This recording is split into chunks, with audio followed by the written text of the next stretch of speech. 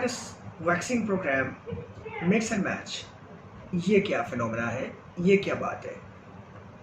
Canada, बरतानिया, Germany, Spain, वो ममालिक जहां कोरोना वैक्सीन एस्ट्राजेनेका की पहली डोज लगाई गई और फिर क्लॉट वाले साइड इफेक्ट सामने आए, तो इन हुकूमतों ने अपने शहरियों को कोरोना वैक्सीन की दूसरी डोज से रोक दिया। तो सवाल ये पैदा हुआ कि इन लोगों में दूसरी डोज कौन सी लगाई जाए। इस सिचुएशन को हम कहते हैं मिक्स अप्रोच, कि पहली डोज कोई और है, अब दूसरी डोज कोई और लगानी है, तो यकीनन ये सेम नहीं होगी क्योंकि पहली वैक्सीन जो है वो बैन कर दी गई है। This situation is called mixing approach.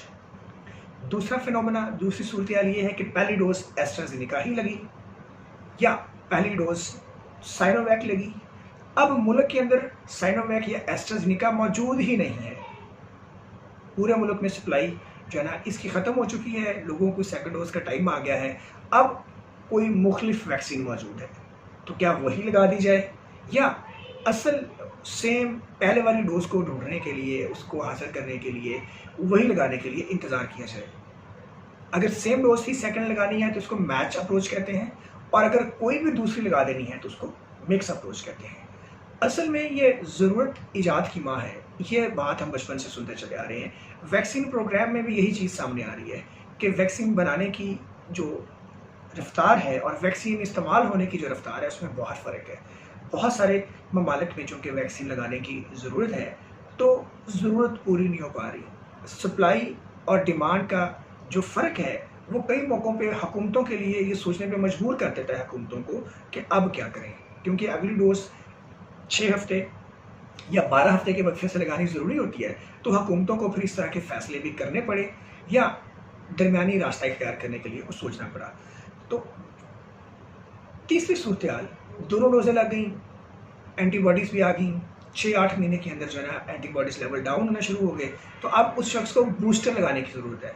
Booster एक तीसरी खुराक वैक्सीन लगाने को कहते हैं कि जिससे एंटीबॉडीज़ और बन जाती हैं। तो बूस्टर की डोज भी कोई नई चीज़ नहीं है। अक्सर आप लोगों ने देखा होगा कि आपके बच्चे जब उनको बचपन में वैक्सीन पूरी हो जाती है तो जब वो स्कूल जाने लगते हैं तो उस वक्त उनको मीज़ल्स की या MMR की वैक्सीन दोबारा दी जाती है। फिर उसके अलावा जवानों में जब कभी उन्हें चोट लगती है तो वो एक वैक्सीन के लिए टेटनस का टीका लगवाते हैं। ये बूस्टर डोज कहलाती है। तो इस तरह कोरोना वायरस में भी बूस्टर मौजूद है। तो ये 3 सूरत मैंने गिनवा दी कि पहली डोज लगी है लेकिन वो वैक्सीन बैन हो गई है, तो अब क्या करें। पहली डोज लगी है और वैक्सीन ही मौजूद नहीं है और दूसरी वैक्सीन मौजूद है, तो क्या लगानी क्या नहीं लगानी, और तीसरी सूरत है कि बूस्टर लगाना है। ये 3 सिचुएशन जब सामने आई हैं साइंसदानों के सामने, हुकूमतों के सामने, पब्लिक हेल्थ ऑफिशियल्स के सामने, तो फिर ये बात जो है ना डिस्कस होना शुरू होगी कि कोरोना वैक्सीन की 2 खुराकें पूरी करने के लिए मैच अप्रोच को, जब दोनों वैक्सीन सेम है, वो किया जाए या मिक्स अप्रोच इस्तेमाल की जाए।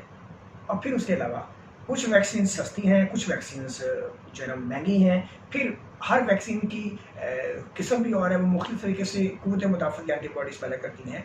तो ये बात पूरी दुनिया में उस ज़ेर बहस आ गई कि मिक्स अप्रोच पे जाया जाए या मैच अप्रोच पे जाया जाए।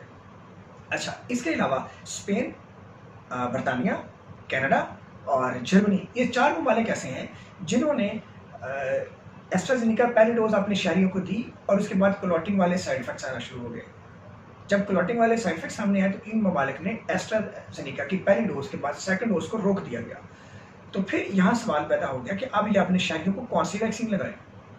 तो इन लोगों ने फिर अपने शहरियों को फाइजर की वैक्सीन लगाई। जब फाइजर की वैक्सीन लगाने के बाद एंटीबॉडीज़ के लेवल चेक किए गए तो पता ये चला कि वो वाले लोग जिनको दोनों डोजें एस्ट्राजेनेका की लगी थी उनके जिस्म में एंटीबॉडीज़ का लेवल, और जिसको पहली एस्ट्राजेनेका वैक्सीन लगी और दूसरी फाइजर वैक्सीन लगी, इस ग्रुप की वैक्सीन जो रेसिपिएंट्स लोग थे उनके अंदर एंटीबॉडीज़ कहीं ज़्यादा हैं। तो ये जब स्टडीज़ इन ममालिक में की गई तो उन्होंने देखा कि जो मिक्स वाली अप्रोच है ये ज़्यादा मौसर है, ज़्यादा कामयाब है, ज़्यादा अच्छे एंटीबॉडीज़ के लेवल्स बनते हैं। तो इन ममालिक ने, कनाडा, बरतानिया, जर्मनी और स्पेन, इन्होंने हुकूमतों ने बाकायदा ये आगाज़ कर दिया कि पहली डोज एस्ट्राजेनेका लगवाओ और दूसरी डोज फाइजर की वैक्सीन लगाओ या मोडर्ना की वैक्सीन लगा लो। तो इन ममालिक में तो ये चीज़ें चल रही हैं। इनके अलावा बाकी जो और ममालिक हैं अभी वहाँ पे ऐसा नहीं है, वहाँ पे अभी सेम वैक्सीन या मैच अप्रोच ही चल रही है। लेकिन ये जो सूरत हाल मैंने आपसे जिक्र किया है कि वैक्सीन के साइड इफ़ेक्ट आ गए या वैक्सीन दस्तयाब नहीं है, ये इस वक्त हर मुल्क की हुकूमत को ये वाले मसाइल का सामना है।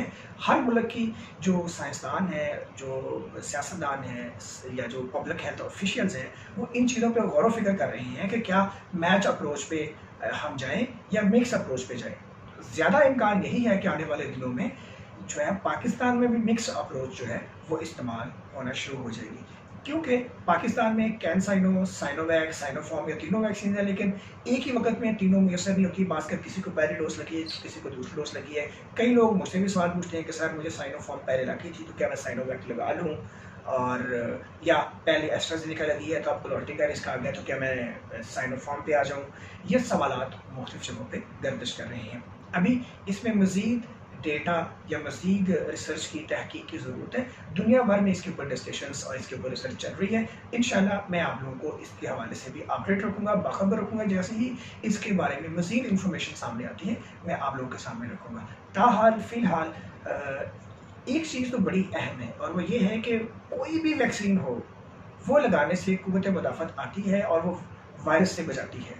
आम दिनों में अब से पहले वैक्सीन लगवाना ज़रूरी था, लेकिन जब से डेल्टा वेरिएंट सामने आया है और अब चौथी लहर का खदशा सामने है, अब बहुत ज़रूरी हो गया है कि हर शख्स अपनी वैक्सीन को मुकम्मल करे, 2 डोज़ें अपनी पूरी करे, ताकि खुदा या अगर किसी का फर्स्ट डोज वाला प्लान है तो या जो जैसे कैंसाइनो पाकिस्तान में सिंगल डोज लगती है तो वो उसी को लगवा के अपना वैक्सीन स्टेटस अपग्रेड कर ले। अदरवाइज़ डबल डोज वाला अगर रजीम है तो डबल डोज को मुकम्मल करें, ताकि क़ुव्वत मुदाफ़त मौजूद हो और डेल्टा वेरिएंट्स आने वाली चौथी लहर के दौरान महफूज रहा जा सके।